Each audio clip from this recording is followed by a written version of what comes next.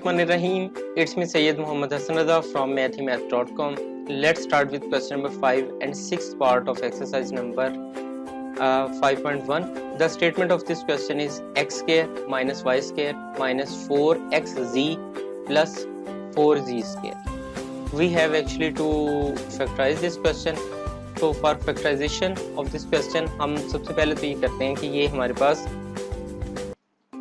जो क्वेश्चन है इसको रीअरेंज कर लेते हैं। इसके अंदर हमारे पास ये सबसे पहले एक्स स्क्वायर आ जाएगा और साथ में हम यहाँ पे -4xz को ले लेते हैं प्लस 4z स्क्वायर को ले लेते हैं और ये जो -y स्क्वायर है ना इसको हम साइड पे ले जाते हैं।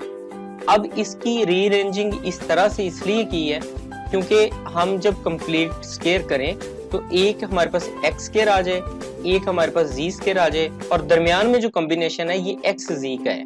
अगर ये एक्स वाई का होता तो हम वाई को यहाँ लिख लेते क्योंकि अब ये सेंट्रल कॉम्बिनेशन जो है एक्स जी का है तो इसलिए हम यहाँ पे जी एक साइड पे एक्स स्क्वायर आ गया, एक साइड पे जी स्क्वायर आ गया।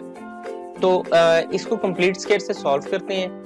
कंप्लीट स्क्वेयरिंग से जो सॉल्व हम करते हैं तो हम सबसे पहले तो ये देखते हैं कि जो सेंट्रल पार्ट है हमारा ये हमारा माइनस में है तो इसलिए हमारे पास a माइनस बी होल के स्क्वायर वाला फार्मूला यहाँ पे लगेगा। तो a minus b whole square is equal to आता है a square plus b square minus 2ab।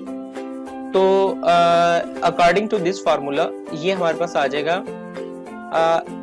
X square minus x square यानी a का स्क्वायर प्लस b का स्क्वायर 2z का स्क्वायर तो -2 इंटू एक्स इंटू 2z। तो ये अब हमें फार्मूला ये बताता है कि अगर एक्स स्क्वायर यानी a square plus b square minus 2ab हो तो इसको हम सिक्वीज करके a माइनस बी होल का स्क्वायर लिख सकते हैं, a माइनस बी होल का स्क्वायर। तो ये हमारे पास आ जाएगा x माइनस 2z होल का स्क्वायर, साथ में यहाँ पे हम ये जो y स्क्वायर है इसको हम y का होल स्क्वायर लिख लेते हैं। अब ये फार्मूला यानी a square minus b square अगर दो स्क्वायर्स हो दरमियान में माइनस हो तो उसको हमें एक दफा ऐड करके एक दफा हम सब्ट्रैक्ट करके लिख सकते हैं। तो इसको हम लिख सकते हैं x minus 2z minus y और साथ में हमारे पास आ जाएगा x minus 2z plus y।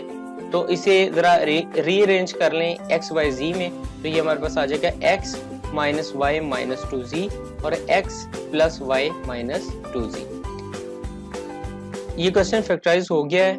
अगर आपको इसमें कोई कंफ्यूजन है तो आप हमसे कांटेक्ट करें। हमारा यूट्यूब चैनल अवेलेबल है, आप उसे सब्सक्राइब करें, बेल आइकन के बटन को प्रेस करें ताकि हमारी लेटेस्ट वीडियोस और अपडेट्स आपको मिलती रहें। Thanks for watching mathemath.com।